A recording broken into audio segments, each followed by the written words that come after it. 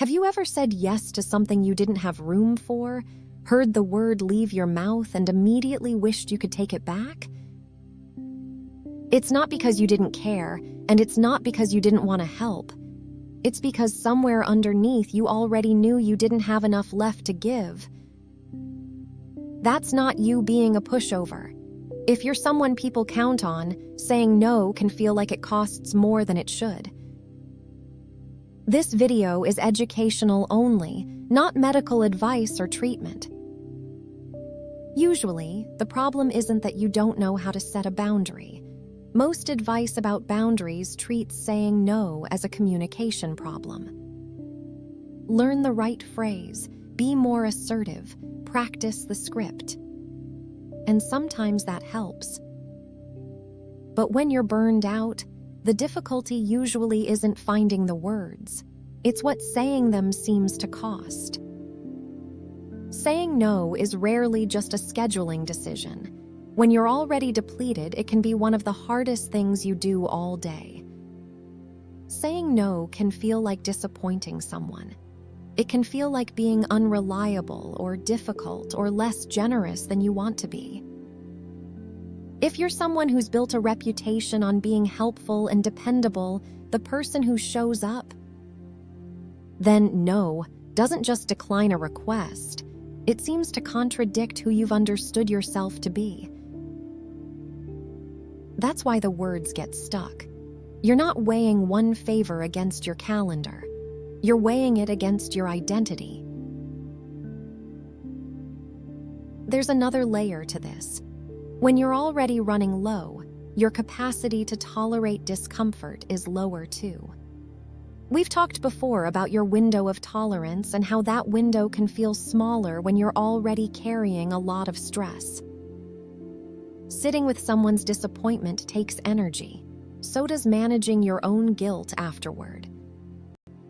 So in the moment, yes can feel like the cheaper option. It ends the discomfort right now. The cost gets paid later by a version of you who has even less to give. That's the part worth noticing. An automatic yes can make recovery harder later because it doesn't leave much room for an actual choice.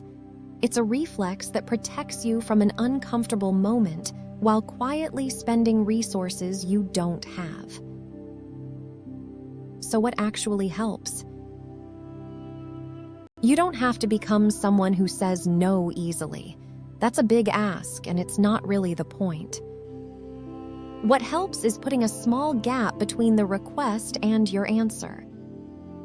Try a slower yes. Before you answer, take a moment to consider what saying yes would actually cost you. When someone asks for something, you're allowed to say, "Let me check and get back to you." That's not a stalling tactic, and it's not dishonest. It's the space where an actual decision can happen instead of a reflex. In that gap, you can ask yourself a more useful question than "should I?" You can ask, "What would I have to give up to do this?" Not in the abstract, but concretely. What comes off the list? What gets pushed later? What gets less of you?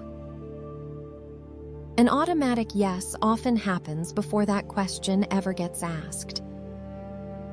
It's worth saying plainly, caring about someone and having limits are not in conflict. You can want to help and still not be able to. You can value being reliable and still be a person with a finite amount to give. Those things can live together even in the most helpful, well-intentioned people. They still have limits of their own. A boundary doesn't have to be sharp to count. "I can't take that on right now" is a boundary. "Let me check and get back to you" is a boundary. So is "not this week." None of those require you to become someone colder than you are. If saying no feels harder than it should right now, that's usually not a character problem. It's what happens when a real request meets a person who's already spent. If this helped, you might also like to watch the previous video, Why Do I Have No Energy Left?, where we talk about how to start recovering when you're completely depleted. And if you would like more calm, practical reflections on stress, burnout, and recovery, you're welcome to subscribe and follow along with the Resilience Project. Mindset, renewal, resilience.